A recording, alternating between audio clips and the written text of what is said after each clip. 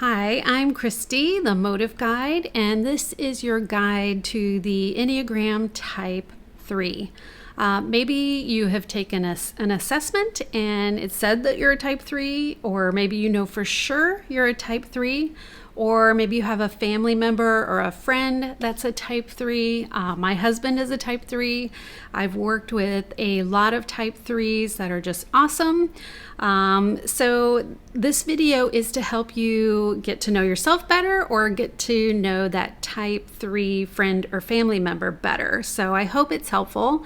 This quick overview of the Type 3, who has a couple names they go by. The most popular name is the Achiever. They're also called the Performer. I've also heard the Type 3 called the Successful Achiever. And the reason why the Type 3 is called the Achiever is because they're driven to achieve and accomplish their goals. Type 3s are big time goal setters. They love to set goals. They love to achieve goals. In fact, they don't really understand why other people don't set goals and achieve goals. This can cause some friction and confusion sometimes with a Type 3. They're super optimistic and they're adaptable. They're able to pivot easily. They're really driven. Often they have almost like a list that they can go down. Hey, we're going to try this. And if that doesn't work, we're going to try this. And then we're going to try this next thing. And have you thought about improving this? Or then we can make this better. And next I want to try this. So they kind of have this almost never-ending list to a Type 3 of things they want to do and try and accomplish.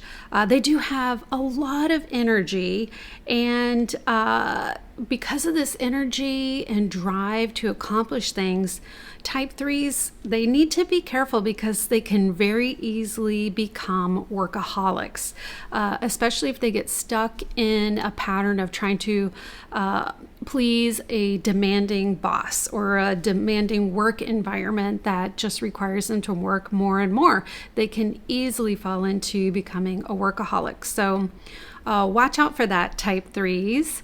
3s are very future focused, and you can tell that by the short-term goals they set and then the long-term goals they set, and looking down the road and thinking of the next thing to do. And in fact, sometimes they have a hard time stopping and reflecting on the past, or they can have a hard time understanding other personality types that like to reflect on the past, or that are more sentimental about things that happened in the past. So that's just something to keep in mind. They're very future focused. Type 3s are called the Performer because they have the ability not only to adapt, but it's almost like they become what they think they need to be successful in whatever environment they're in. So they adapt, they become, or they portray an image of what is needed. So that can look like a Type 3 walking into a room, into a situation, and without even knowing it, they kind of evaluate, what do I need to be here? What do I need to do in this group to be successful? And they might think, hey, I need to be the leader in this group, or I need to be organized, or I need to make sure I let them know I have experience in this area, or I need to let them know or show them how good I can do this, this, and this. So they kind of, put that image up, and can be almost like a performance in different situations. So for finding your main or dominant Enneagram type and growing from that, because first you always want to find and figure out what your dominant type is, that starts with examining the core motivations. And the core or basic fear for a Type 3 is the fear of being worthless or incompetent. 3s, they fear failure. If something makes them appear not successful or that they might have failed, they avoid it. In fact, sometimes they can reframe or retell a story in a different way or a different light to make it sound super positive and like it wasn't a mistake happened. Or they can even like shift the blame to someone else, all in this effort to avoid that core fear of not being successful or failing or, appearing to be incompetent. So that is the basic fear for the type 3. On the flip side of that is the desire, the core desire of a type 3, and that is they're always longing and striving to be successful. They want to be admired and respected and valuable to the team and the people and all the situations that they're in. So this desire and longing to be successful, it can really fuel the type 3, and it gives them a lot of their drive. So they come to the table with a lot of confidence, right? And they're ambitious and they like to strive for success. Now, 3s have to watch out with that core fear and desire. They have to be careful because sometimes they can get stuck in comparison. They're always, am I as good as the next guy? Can I top that person? They can get stuck in comparing, and then also with being super competitive. They want to, they're not only competitive, but they're competitive to win. They don't want to play well, they want to play and win. So that's something that type 3s have to watch out for as well. Now, the core weakness or vice, or some teachers call it the sin of the type 3, is deceit.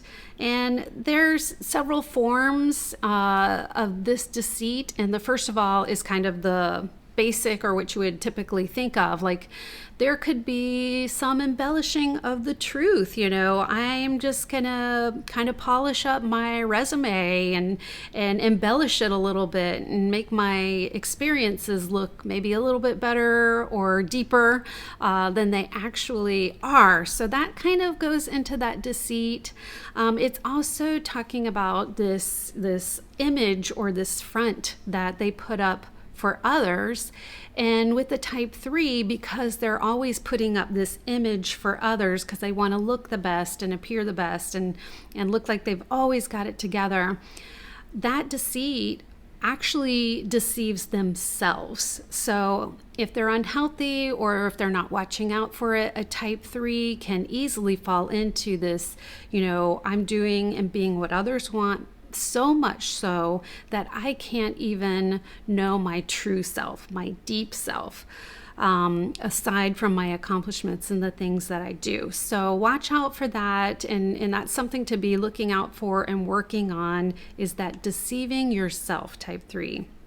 The message that a type 3 is longing to hear, and this is kind of that core longing, you don't necessarily go around thinking, I wish somebody would tell me this today, but it's kind of this inner longing, is you want to hear you are loved simply for being you. And what that means is, apart from all the actions and the accomplishments you're doing, you just want to be loved simply for being you.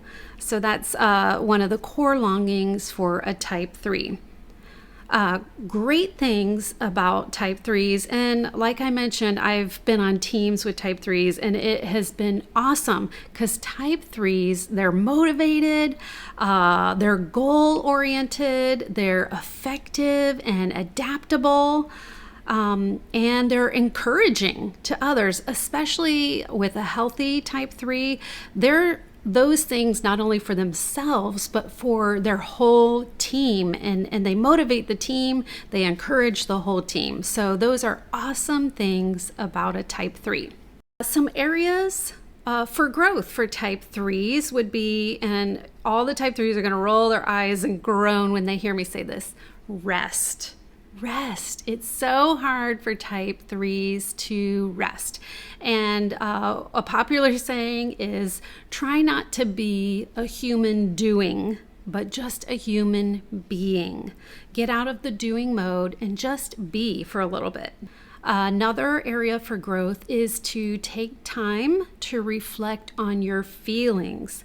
Type 3s are in the feeling triad, but they are feeling repressed, meaning they can recognize their feelings, but they push them all the way to the back, because they don't have time for feelings. They don't have time for that. It interferes with all the accomplishments they're trying to do.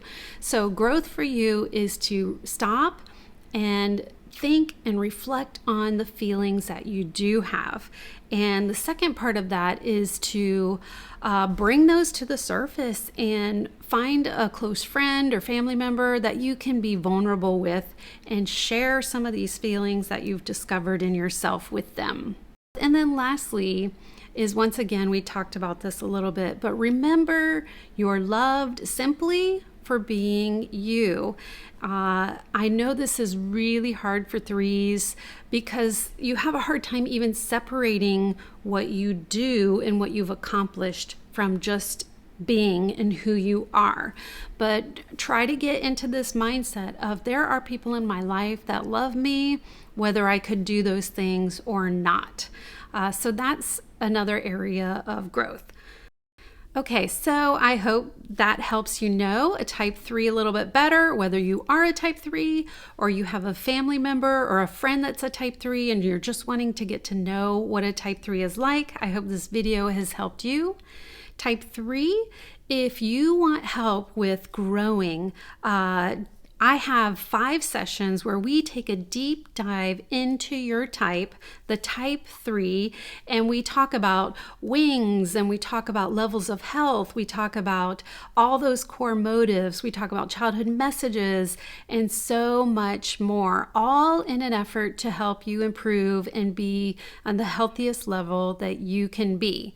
So that is an option for you, and maybe you don't know your type. Maybe you're like, this was pretty interesting, but I know I'm not a type 3, or I might be, but I'm still conflicted on what I am. Then a typing session is what you need and what can help you. I do 1-hour typing sessions where we can dig into core motivations and figure out your type, and then you can grow from there. And lastly, of course, you can take my free Enneagram assessment to get started. It's at my website, themotiveguide.com. You can contact me there. You can take my free Enneagram assessment. You can find out more about the Enneagram and what your next steps might be. So check that out. Type 3s and friends of type 3s, thank you for watching. And until next time, bye.